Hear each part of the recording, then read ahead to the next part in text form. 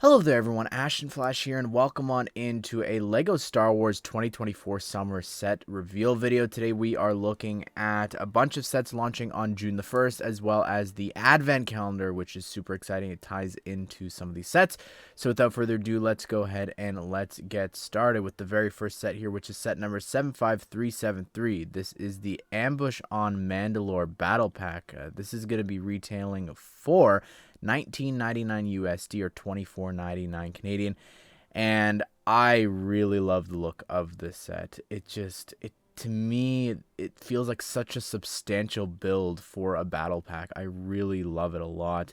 And just some of the functionality here, like the fact that we've got one of the superhero stand pieces being used here to have them fly around, is really cool, and you can angle it different ways. I think that looks great. You've got a little bit of like the caves and everything there for Mandalore, as well as an entrance there on the side. You do have this crate that they can hide behind, as well as this stud shooter. Now the minifigures are really exciting here. So we've got a Mandalorian warrior here, which is, I guess, the male one. Looks cool. I wish that it maybe could have been like a different color, would have made this a little bit more unique and exciting. But then the other figure that we've got is the Mandalorian Night Owl, who looks so cool. I really love the helmet printing there and the rest of the outfit. It just looks great. But for me, the standouts are the Imperial Commandos here. This is like, again, you get multiple of these. It's going to be great. I really love how that helmet has turned out. Looks amazing. I love the printing there, as well as the neck attachment. Looks really, really great. But we're going to come back to the set right now with set number 75386. This is the Paz, Vizla, and Moff Gideon battle. It's going to be retailing for $39.99 USD or $49.99 Canadian. And I mean, it's a little expensive, I think, but I really love this set. First of all, the build of this just looks so cool. Like the shaping and the tiling of the floor, the door and the lights up above look amazing. I love the rock fixtures there with that turret up above. It looks great. The the huge door can actually open and close. That looks so cool. And like I was saying before, how we were going to come back to the other set, that you've actually got little hinges on each side for you to connect it to the cave from the battle pack. So getting multiple of this set, getting multiple of that other one, you could really connect them all to make this big Mandalore sort of cave. While this set, I think, looks phenomenal for the build, it's the figures that is a really big draw here. So we've got Paz Vizla here, who I don't think has anything new. I think if it looks a bit different, it's just because it's a render. But Moff Gideon here in this armor looks just so cool. That helmet is just incredible.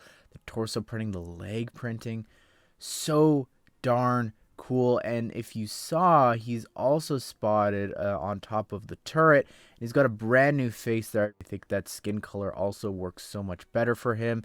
And it's pretty close to a Gus Fring figure for Breaking Bad there with that face, which is pretty great. We do have two Imperial Praetorian Guards with that new helmet. It looks amazing. The torso printing and the leg printing there, so cool. I just, man, I love the look of that helmet and everything there.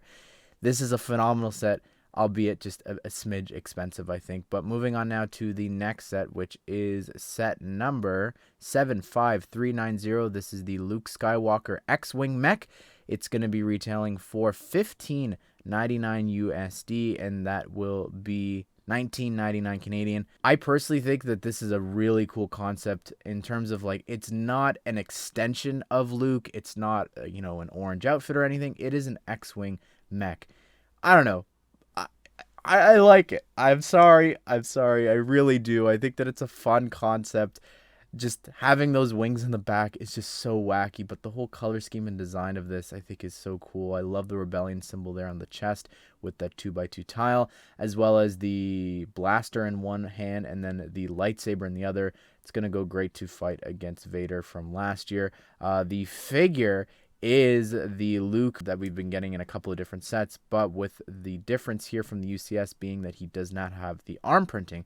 But if you didn't know, there's actually a brand new keychain that just released. It's got the dual molded legs and arm printing, so you could just easily get that and upgrade your figure here or any other Lukes and X-Wing pilots that you've got. Next up here, we got 75391. This is the Captain Rex Y-Wing Microfighter. It's going to be retailing for $12.99 USD, and that will be $16.99 Canadian.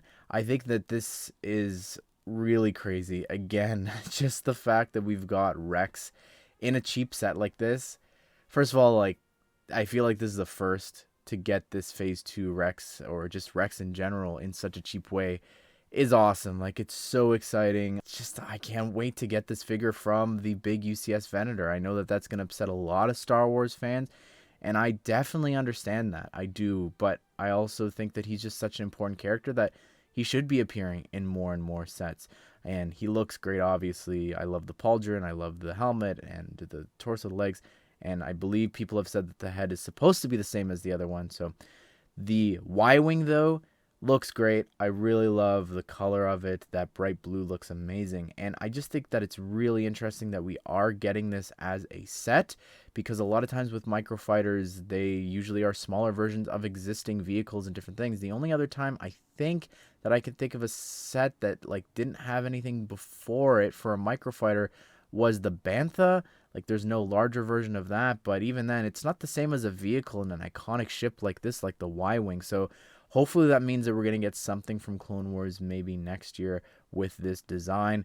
But day one purchase for sure. And the very last one here that we're going to be looking at is set number 75395. This is the Star Wars Advent Calendar for 2024. It's going to be retailing for $44.99 USD or $59.99 Canadian. And this is a really cool advent calendar. It is launching on September the 1st, but in terms of the figures, I'm blown away by them. So starting things off down there, we've got Princess Leia. She's got a cool sweater there, Christmas sweater with the AT-ATs and a little bit of Echo base with that turret. And I think a snow speeder. Ahsoka's here from the Ahsoka sets, which is great. You've also got Luke with his homestead, and then also the two sons. And it's the Return of the Jedi Luke there with the new hairpiece from last year, which is great. A 501st Trooper, which honestly, that's my least favorite figure in this set. We just are getting so many. I wish that this was a different clone here. Like, that just would have made things a little bit more exciting. We've got the Praetorian Guard here. Awesome. So we get 3 if you buy the sets, which is so cool. But then you get the Battle Droid, which just looks so cool. The Super Battle Droid, to be getting that here. I prefer that over the regular Battle Droid that just appears in so many advent calendars. So I'm glad that it's gone. The next standout here, you might have seen it from the thumbnail because I just can't not talk about this. We're getting an official mini kit. That is so surreal to me. Like, again, 25 years of Lego Star Wars, the Lego Star Wars video game, that's what got me into Star Wars in general. So to have an official build for this mini kit, I can't even put into words what that means to me. Like, that's so crazy. We've got a Micro TIE Fighter here. We've got the Ghost, an X-Wing, Luke's Land Speeder. We've got the Millennium Falcon. We have the Crimson Firehawk from Young Jedi Adventures. We have the Razor Crest, Palpatine's shuttle.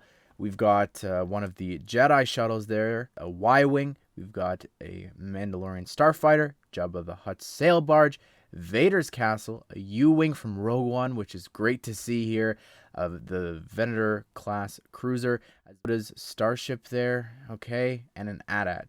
The Advent Calendar description mentions that you'll actually open stuff in chronological order from 1999 to 2024. That's really cool. I think they did that with the Harry Potter one where they had like you building different things in order of the movies. That's so cool when they do that. Also, I just want to mention here, do a little bit of a plug for Lego Star Wars and Fortnite. There's a huge collab happening with Star Wars and Fortnite, the biggest one we've ever had in the game. But when it comes to Lego, there is actually a Lego Pass where you're going to be able to unlock the Chewbacca minifigure style and the skin instantly when you buy this, as well as you get a bunch of really cool Tatooine builds which just look really cool. But even this trailer for the game mode, the idea of the Rebellion needing help here, and then also the Imperials having their own base and different things around your Lego islands, it just all looks really, really cool. And of course, any of the new skins and everything, they're also going to be getting minifigure style, so Lando and that Luke too. So I'm so excited. And if you are going to be picking up any of that stuff, the pass, the new outfits, the music and all that, be sure to use code Ashnflash in the Fortnite item shop. It helps me out so much.